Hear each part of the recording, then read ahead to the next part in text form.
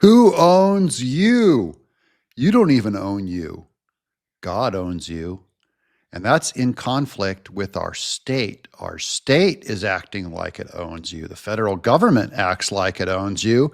And now the globalist, the global world government acts like it owns you. Welcome to John Mike Keene. Where do you stand on the WEF, the World Economic Forum? It is like, we shouldn't be paying any attention. It's a billionaires' boys club as arranging the world to shift wealth upward and to clamp down totalitarian controls on everybody else. And now they got the capacity to do it. They got all these countries running around doing what they tell them to do. Okay, this isn't new. This is old. Anytime man gets power and money, he starts exerting control on the peasants below him. And the same thing is happening on the global level. We're going to talk about jobs in America. America is just doing a small version of what the globe is doing. Where do your rights come from? They come from God, not the state. It's astonishing to me that, these people go to Davos in their private jets. Yes. And they're able to tell these world leaders, how to govern us in ways that eradicate our constitutional and civil rights and constantly shifting wealth. I mean, COVID, we shifted $4 trillion of wealth upward. We closed all the little guys. Yeah.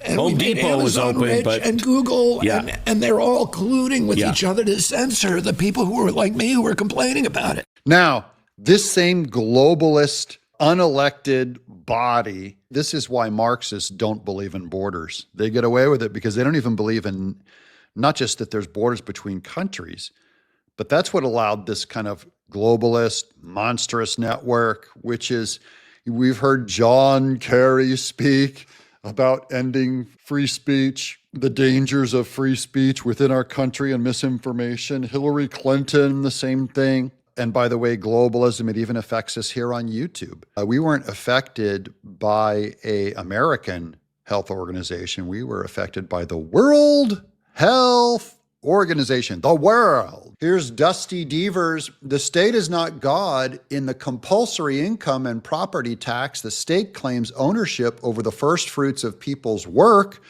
and property, thereby making them wards in custody of the state. This is what happens when you concede power to the state. And this is what Ronald Reagan even ran against. We, the people, tell the government what to do. It doesn't tell us. We, the people, are the driver. The government is the car. And we decide where it should go and by what route and how fast. The idea that your government, your rights do not come from government. They ultimately come from God. But as the Constitution of our nation and Oklahoma affirm, our rights to life and property are God-given, and when the state forces people to pay a compulsory tax on their income and come and get them if they don't, the people are therefore slaves to that state. So in the income tax and the property tax, the state is claiming ownership over the first fruits of people's work and their property, meaning that before people support their own life and the life of their family, they must make their forced contribution to the state. Again, taxing people's work is making their work and their wages accountable and subject first to the state, thus making them wards or in custody of the state. This is very different than the historic head tax. If the state can punish you for giving the first fruits of your labors, then you, by consequence, have an inherently dependent relationship with the state. And man is not a dependent of the state. The state is not God. That's Dusty Devers in Oklahoma arguing that our taxes are not supposed to be first fruits given over to the government. In fact, our first fruits are supposed to be given over to God in a tithe. We give to God first. That should come before the state. And then you should take care of yourself. Like the state should have an incentive for you to pay your own bills and take care of your own family. Almost all the world's constitutions are documents in which governments tell the people what their privileges are.